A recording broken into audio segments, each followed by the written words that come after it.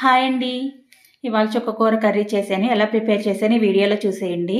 ముందుగా చుక్కకూరను శుభ్రం చేసుకున్నాక 3-4 సార్లు వాష్ చేసుకుని చుక్కకూరని చిన్న చిన్న ముక్కల కింద కట్ చేసుకుని ఒక గిన్నెలో వేసుకున్నాక అందులోనే ఉల్లిపాయ ముక్కలు, పచ్చిమిరపకాయలు, ఈ చుక్కకూరకి పచ్చిమిరపకాయలు ఎక్కువే పడుతుంది చూసి వేసుకోండి. కొంచెం కారం, కొంచెం చింతపండు. ఈ చుక్కకూర పులుపుకి కొంచెం చింతపండు వేసుకుంటే కర్రీ బాగుంటుంది. చింతపండు ప్లేస్లో టమాటా కూడా యాడ్ చేసుకోవచ్చు. ఇప్పుడు కూర ఉడకడానికి సరిపడా వాటర్ యాడ్ చేసుకుని ఉడకపెట్టుకోవాలండి. ఒక 10-15 నిమిషాలు ఉడకపెట్టుకుంటే సరిపోతుంది. ఉడకపెట్టుకున్నాక ఇలా తయారవుతుంది. ఇందులోనే కొంచెం కూరకు సరిపడా సాల్ట్ వేసుకుని కలబెట్టుకోవడమే. ఇప్పుడు దీనికి తాలింపు పెట్టుకోవాలి. ఇది రైస్లోకి, దోశల్లోకి, చపాతీల్లోకి బాగుంటుందండి. పోపు వచ్చి శనగపప్పు, మినపప్పు, ఆవాలు, జీలకర్ర, ఎల్లుల్లిపాయ, ఎండుమిరపకాయ, కరివేపాకు. ఎల్లుల్లిపాయ, ఎండుమిరపకాయ కొంచెం దోరగా వేగాలి. ఆ పోపుకు పడుతుంది అన్నమాట. అప్పుడు ఆ పోపు అంతా కూరలో వేసి ఆ కూరకి పట్టేటట్టు కలుపుకోవడమే.